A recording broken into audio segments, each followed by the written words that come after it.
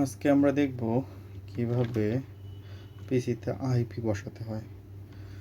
তো আমরা প্রথমে রানে গেলাম, রানে গিয়ে ncpa.cpl লিখে ওকে দিলাম।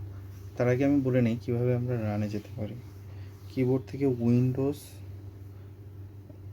প্রেস করে প্রেস করলেই আমরা রানে যেতে পারি, অথবা আমরা এই যে উইন্ডোজে রাইট ক্লিক করে রানে যেতে পারি। ওকে, এখানে ncpa.cpl, দেন ইথারনেট আসবে।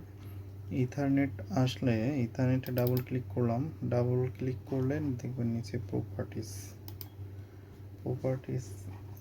প্রপার্টিসে গিয়ে দেখবেন এখানে ইন্টারনেট প্রোটোকল ভার্সন 6 আছে। এটা আমি ইউজ করবো না, আমি ইন্টারনেট প্রোটোকল ভার্সন 4 এটা ইউজ করবো। এটাতে আমি ডাবল ক্লিক করলাম, ডাবল ক্লিক করলে দেখবেন use the following IP address. তো আপনাদের যে আইপি অ্যাড্রেস আছে সেই আইপি অ্যাড্রেস দেবেন, দেন সাবনেট মাস্ক দেবেন, দেন ডিফল্ট গেটওয়ে থাকলে ডিফল্ট গেটওয়ে, দেন এই যে প্রিফারেড ডিএনএস সার্ভার যদি একটা থাকে একটা, যদি দুটা থাকে তাহলে অল্টারনেটিভ প্রিফারেড ডিএনএস সার্ভার এখানে অ্যাড করে দেবেন, দেন ওকে দেবেন। ওকে দিয়ে ক্লোজ করে দেবেন। ওকে, ডান, খুবই সহজ। Thank you.